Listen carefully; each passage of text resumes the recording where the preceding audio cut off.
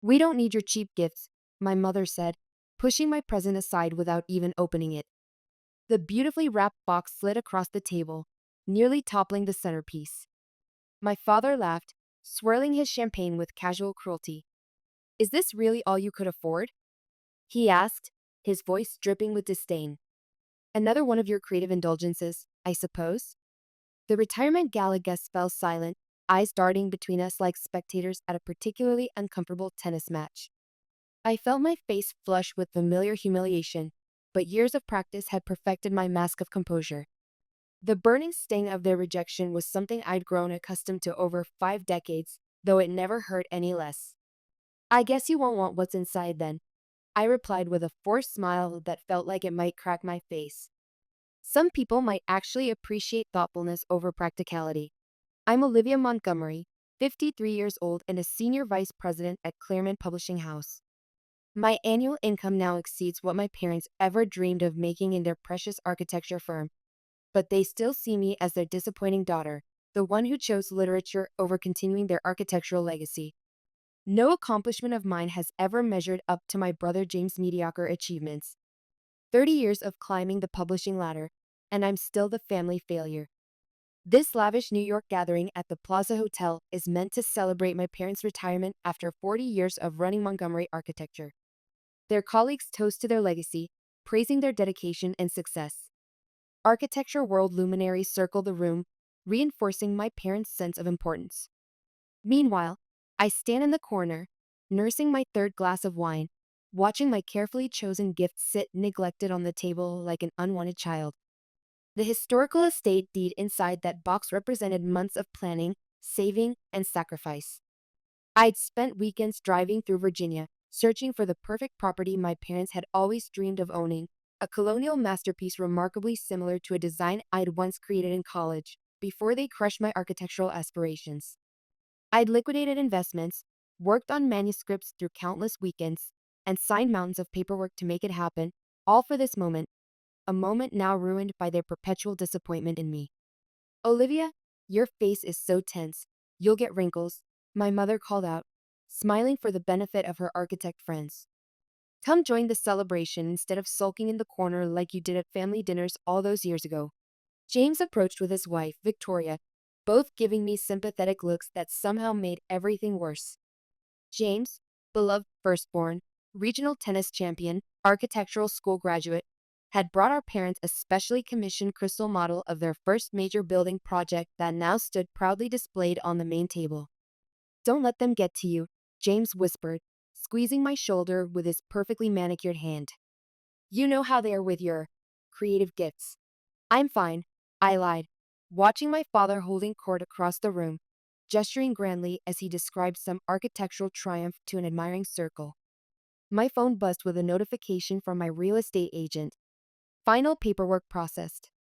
Property officially transferred to your name. Congratulations." The irony wasn't lost on me.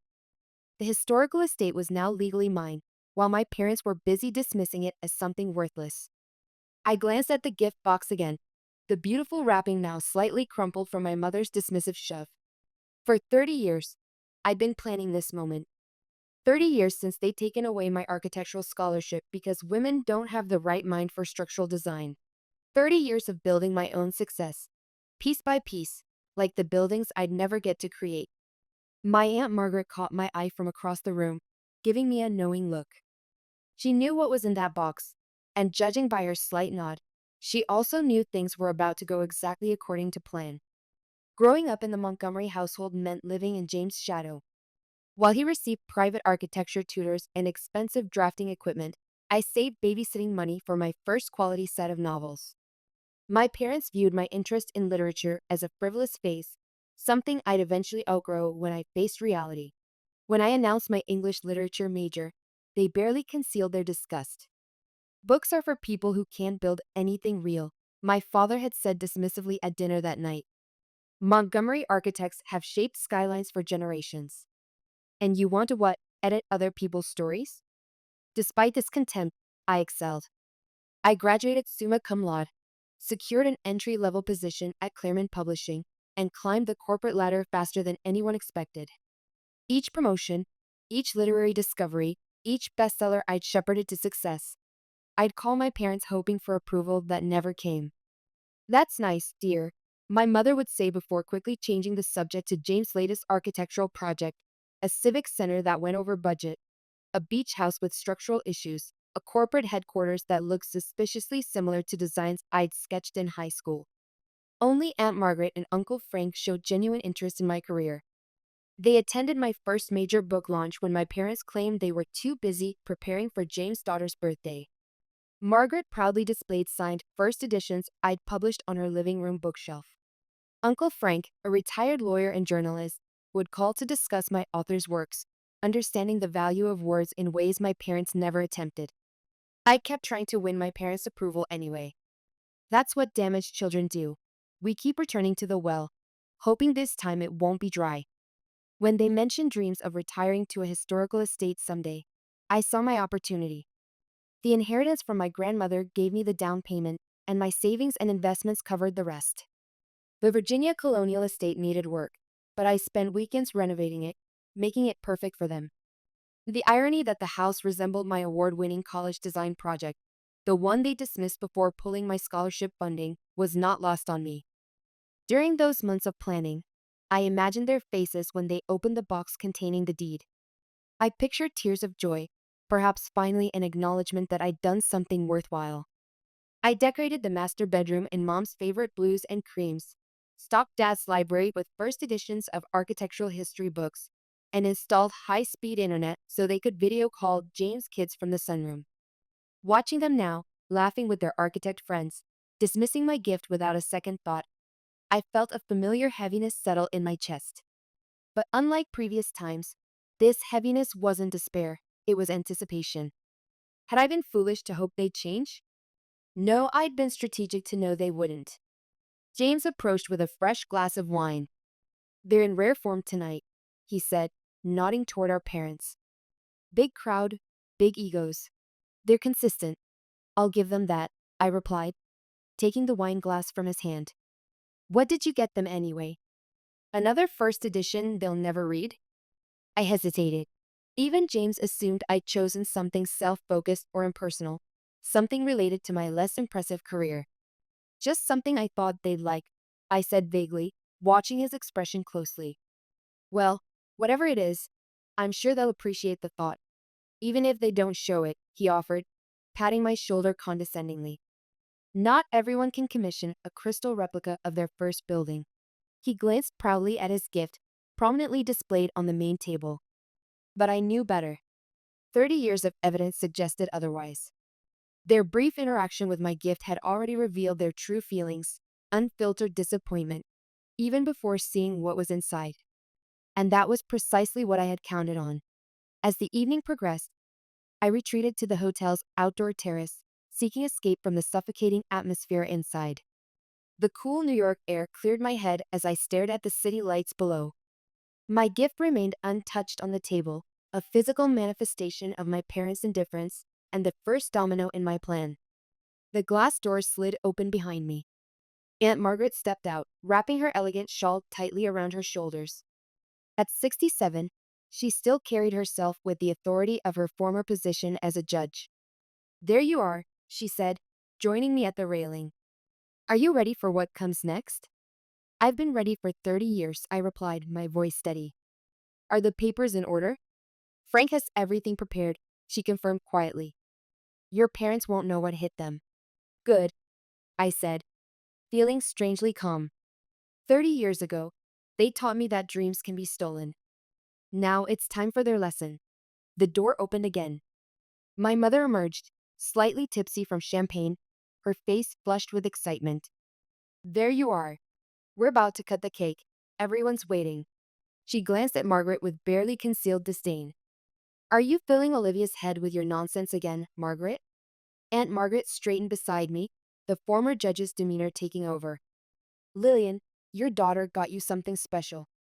Perhaps you should open her gift before assuming it's worthless." "Oh, please." My mother waved dismissively, the diamond tennis bracelet on her wrist catching the light. "We all know Olivia only thinks about her books and manuscripts." Whatever's in that box is probably some pretentious first edition we don't need or care about. It's not like it's something practical, like architectural plans or property investments. I felt something crack inside me, not with pain, but with vindication. Every dismissive word was strengthening my resolve. Mom, you haven't even opened it, I said, my voice deliberately calm. The plan was in motion, and her predictable behavior was playing right into it. I don't need to, she smoothed her expensive designer dress, the one she'd pointedly told me cost more than my monthly mortgage payment. Your father and I have worked hard for everything we have. We built Montgomery architecture from nothing, with real talent and vision. We don't need cheap gifts from someone who chose the easy path. The easy path. Decades of rejection slips, all-nighter edits, sacrificed weekends, skipped vacations to meet publishing deadlines. None of that registered as hard work to her because it didn't involve blueprints. Lillian, that's enough, Aunt Margaret interjected, her voice carrying the weight of her years on the bench. My mother's expression hardened into the familiar look of contempt she reserved for her older sister. Stay out of this, Margaret. Just because you never had children doesn't mean you can mother mine. Some of us actually continued family traditions instead of pursuing selfish careers. The cruel barb landed, and Margaret, who had devoted her life to justice when the architectural world had been even less welcoming to women than it was now, visibly tensed. Mom. I gasped, the genuine shock in my voice not entirely feigned. Even after decades of her cruelty, she could still surprise me with new lows. What? It's true. She turned to me. And you, instead of sulking out here, you should be inside celebrating with us. Your brother gave a beautiful toast about continuing the Montgomery architectural legacy that you missed. Of course, James' toast about family legacy. I briefly wondered if he had mentioned me at all, the family member who had chosen books over buildings. I'll be in shortly, I said quietly, the perfect picture of the cowed daughter she expected to see. My mother huffed, then returned inside without another word. Aunt Margaret and I stood in momentary silence. I'm so sorry, I finally whispered, though we both knew I wasn't apologizing for my plan. Don't apologize for her, Margaret said, her voice tight with emotion. You know Frank and I have always been proud of you. The way they treat you. It's not just wrong, it's unforgivable. She squeezed my hand. Are you certain you want to go through with this? More certain than I've ever been about anything, I replied, looking through the glass doors at my father now tapping a microphone, preparing to make another self-congratulatory speech. They stole my future once. They don't get to enjoy the fruits of my success now. Inside, my father's voice boomed through the speakers, thanking everyone for coming, especially his successful son who had carried on the Montgomery architectural tradition with such talent and vision. No mention of me or my contribution to American literary culture. Not that I'd expected any different. I glanced at my phone at the property notifications still displayed on the screen. All that money, all that effort, all that planning, not wasted on people who couldn't see past their own prejudice, but perfectly positioned for the revenge 30 years in the making. I'm ready, I said slowly, straightening my shoulders. Let's make sure tomorrow goes exactly as planned. Aunt Margaret squeezed my hand, determination in her eyes. Whatever you decide, Frank and I are behind you. They've had this coming for 3 decades. I nodded, a plan set in motion long ago now reaching its final, perfect culmination, a rebalancing of accounts long overdue. The next morning, I woke with cold clarity. After 53 years of seeking approval, I'd finally reached my breaking point decades ago, and now the moment of truth had arrived. I would confront my parents, force them to open my gift, and make them face their hypocrisy in a way they could never escape. I dressed carefully in a designer suit that cost more than most people's monthly salary, not that my parents would recognize its quality or significance in the literary world. To them, it would just be not architect enough. I applied my makeup with precision, armor for the battle ahead. I arrived at their mansion just after 10 a.m., giving them time to recover from the previous night's celebration. Their house was exactly what you'd expect from architects, a modernist showcase with dramatic lines and impractical spaces, designed to impress rather than comfort. My gift box, still unopened, sat on their entry table alongside other presents, looking conspicuously artistic among the more conventional packages. Olivia, what are you doing here? My father looked surprised as he opened the door. He was already dressed in golf attire, clearly on his way out to meet his architect buddies at the country club. We need to talk, I said, stepping inside without waiting for an invitation. About last night and about my gift. He sighed, checking his expensive watch. Can this wait? I have a tea time with the guys. We're celebrating our retirement, you know. No, Dad, it can't wait. 30 years of being treated like I don't matter can't wait anymore. My voice was calm but firm, the voice I used when negotiating major publishing deals. My mother appeared from the kitchen, coffee cup in hand. Olivia, don't be dramatic. If you're upset about something, just say it plainly. We raised you better than these emotional displays. Fine. I met her gaze directly. You both dismissed my gift without even opening it. You humiliated me in front of everyone at your retirement party. My father rolled his eyes. It's just a gift. We didn't mean anything by it. You know how these events are hectic, lots of people. You literally asked if that was all I could afford. You called my wrapping another creative indulgence.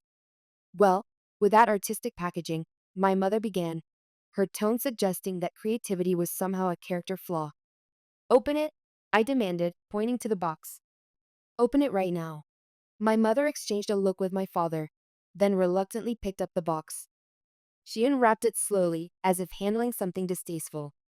When she lifted the lid and saw the envelope inside, her expression remained skeptical. What's this?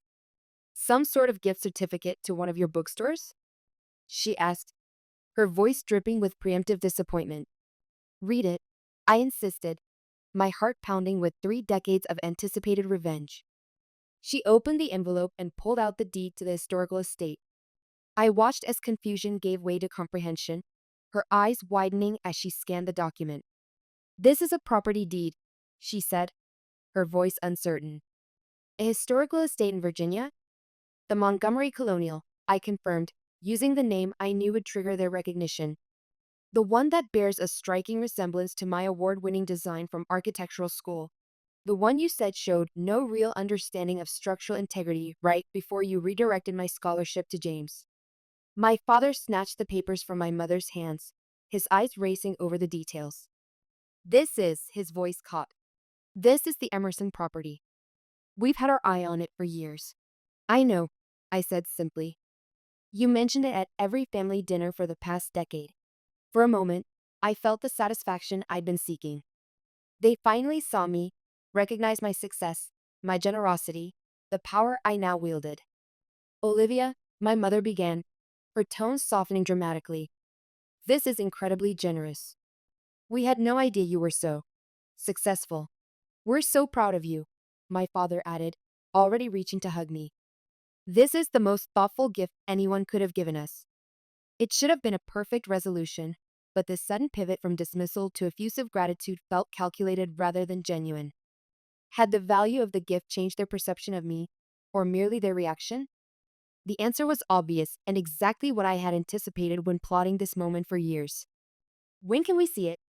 My father asked eagerly, already reaching for his phone. I should cancel my golf game. We could drive out today.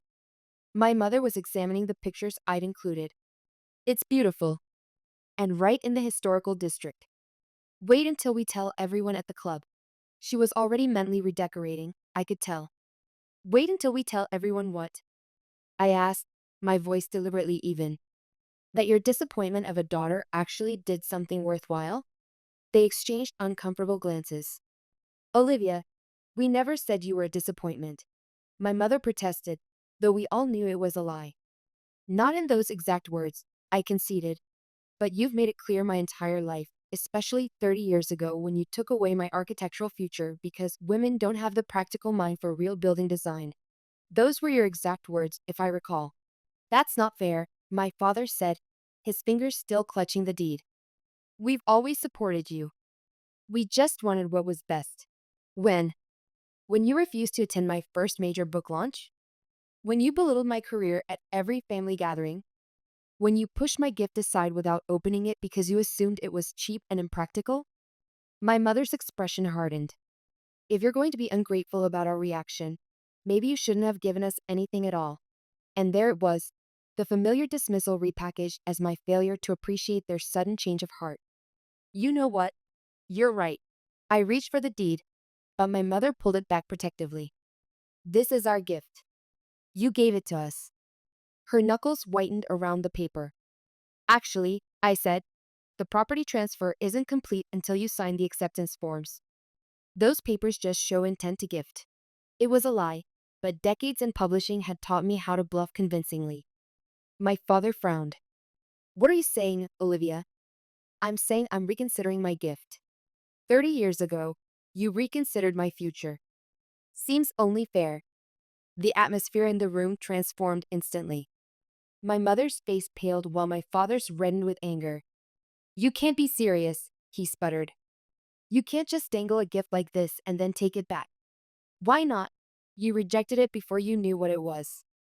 Just like you rejected my architectural talent before giving me a chance. That was different, my mother insisted. We didn't know it was something so substantial. The implication hung in the air between us, the truth finally exposed. If they'd known the gift was expensive, they would have treated it, and me, differently. The realization was both illuminating and validating. This was exactly the evidence I needed, for myself, and for what would come next. So, my worth to you is directly proportional to what I can provide? I asked quietly. The daughter who chose books over buildings is only valuable when she delivers property? That's not what I meant, my mother backpedaled, panic rising in her eyes. We've just never seen this side of you before. We didn't realize you were so successful in that publishing thing you do. I laughed without humor. I've been telling you about my promotions and achievements for years. I've sent you every book I've published. You never listened. You never read a single one. We listened, my father protested. But you know how it is with literary stuff. We never understood what any of it meant. Buildings make sense to us, not. You never tried to understand, I corrected him. Aunt Margaret and Uncle Frank managed to figure it out just fine. At the mention of Margaret, my mother's expression soured. Of course, Margaret would encourage your rebellious streak. She always was too independent for the family's good. Rebellious? I echoed in disbelief.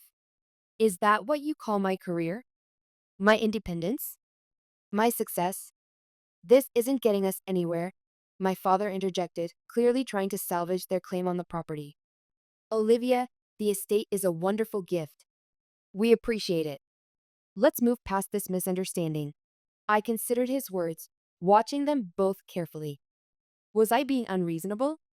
No, I was executing a plan decades in the making, and their reactions were filling in the final pieces perfectly. My phone buzzed, a text from James. Mom just messaged about a Virginia estate.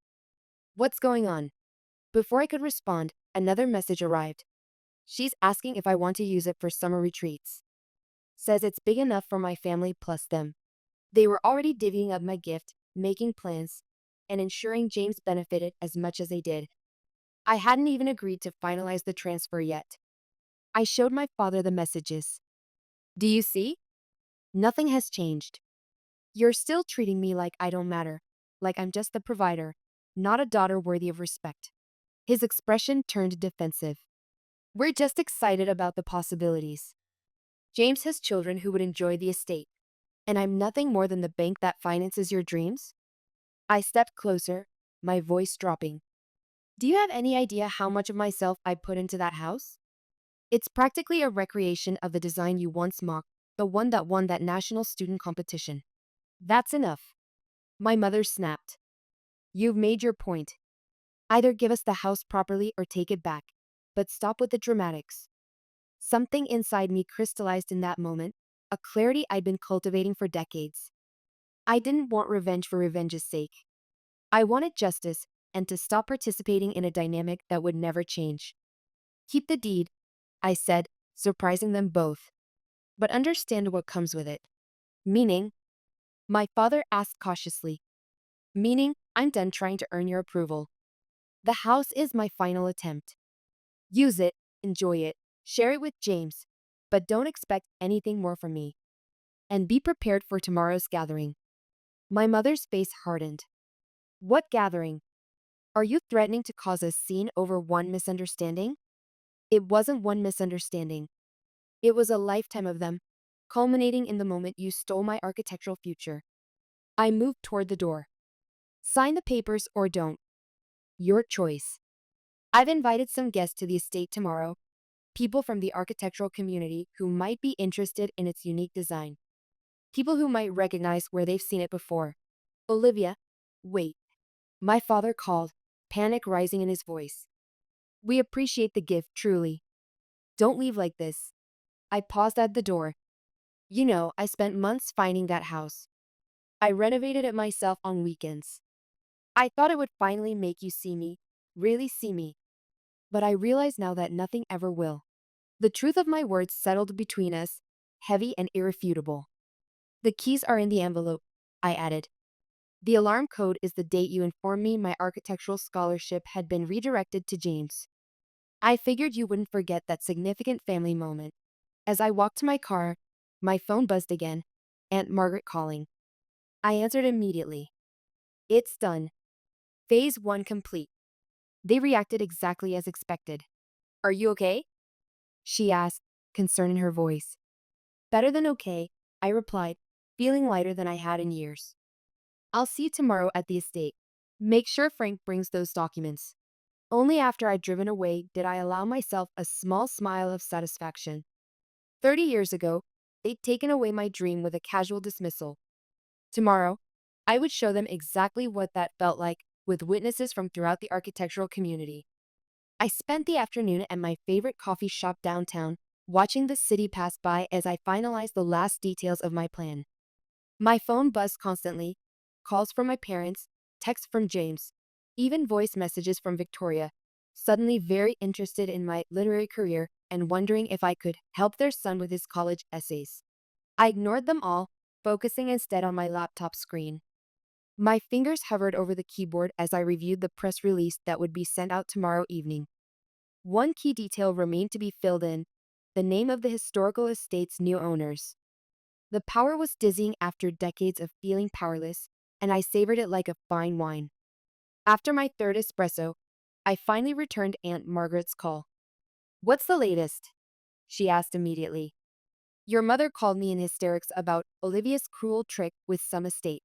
I explained the morning's confrontation, including their rapid shift from dismissal to desperate grasping.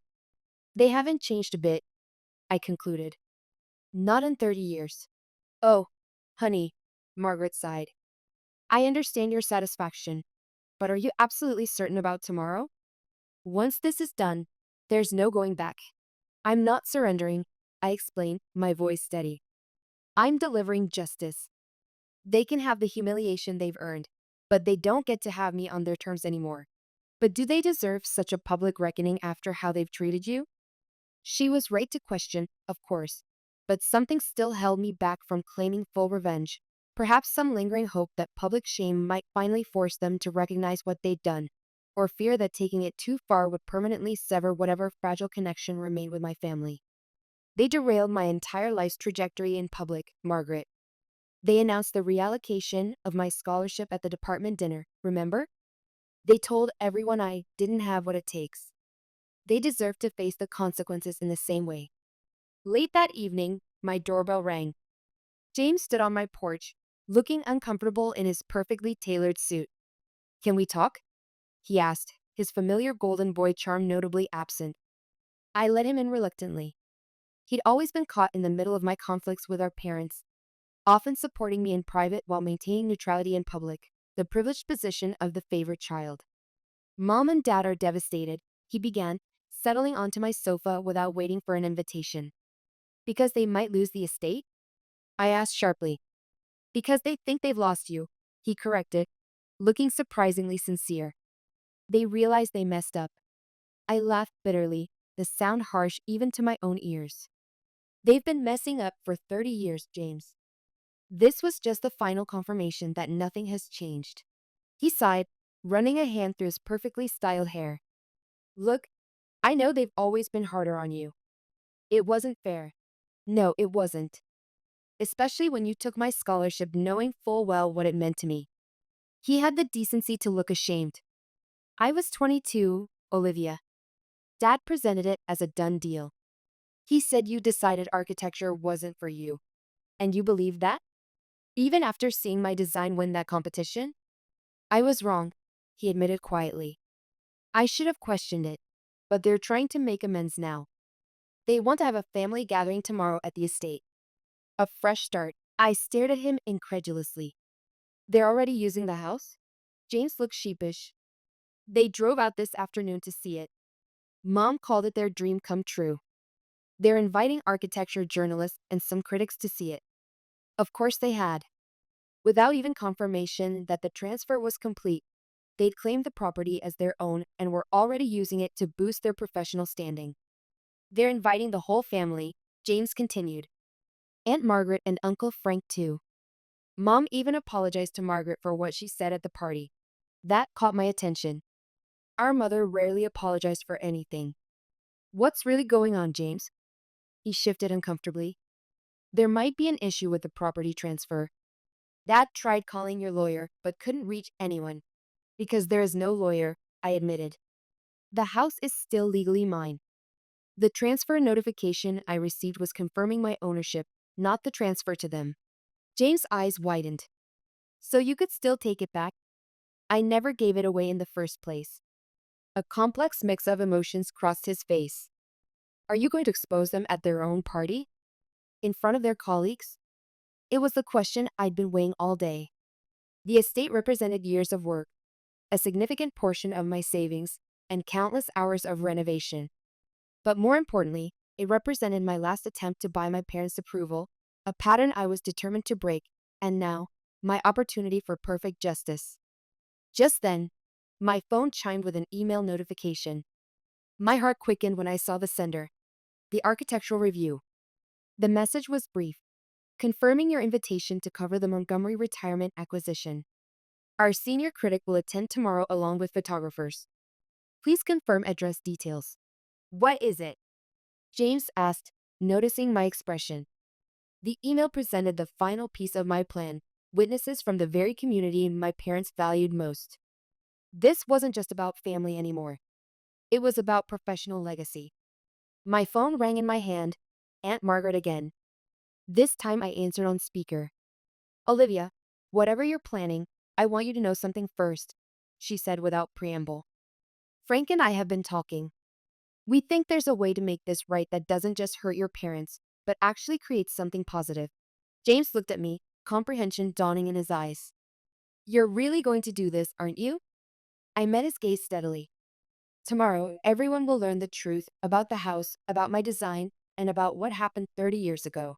The next evening, I drove to the Virginia estate, my heart surprisingly calm. The plan was no longer about revenge, but about reclaiming my narrative and creating justice from decades of hurt.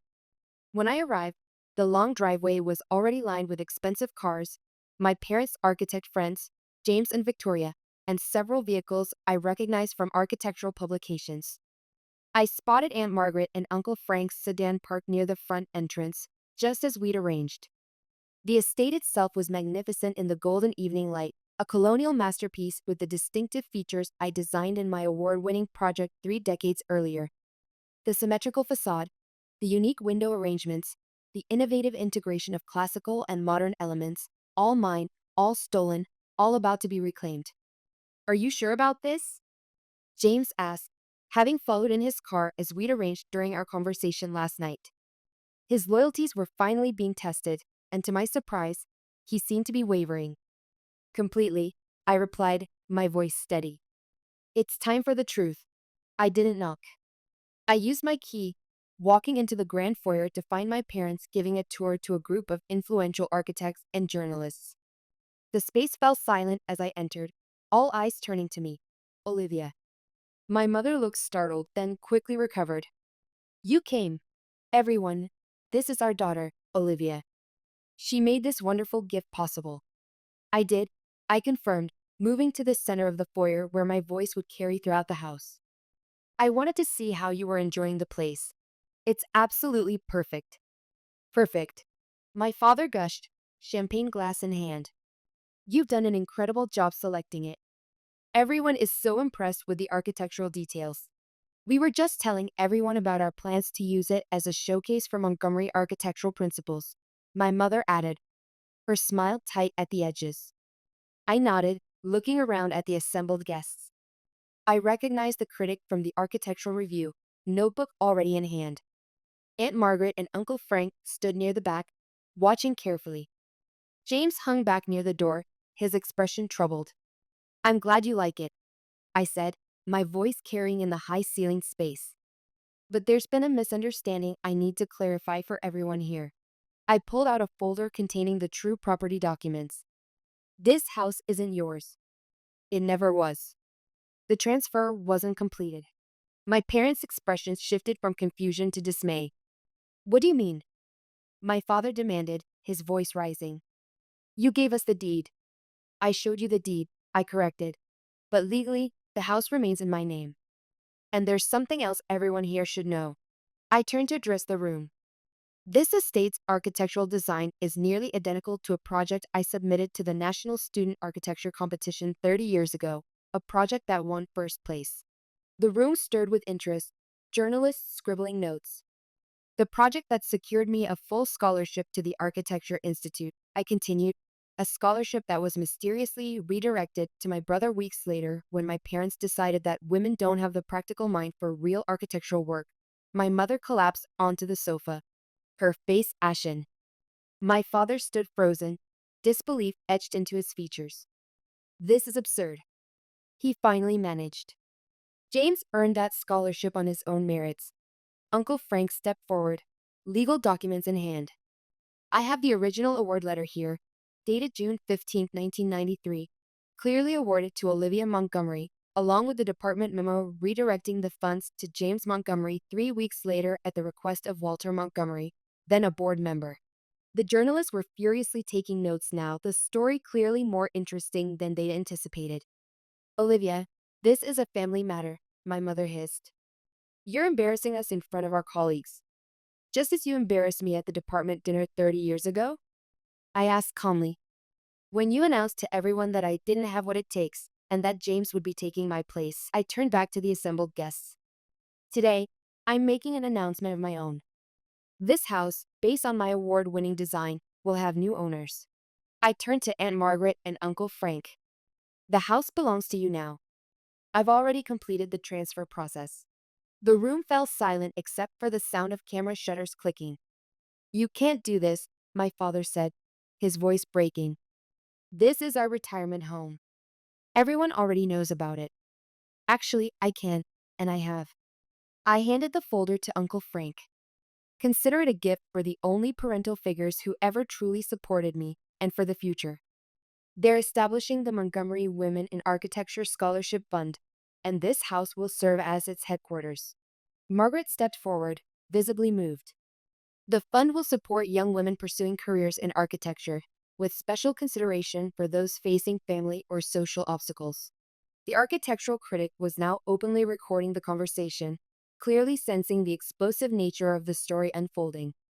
My parents stood speechless, the dream of their prestigious retirement retreat crumbling before their eyes, along with a professional reputation built partly on stolen designs.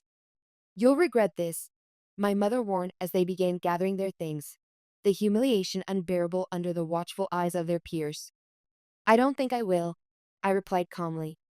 James approached slowly, looking between our parents and me.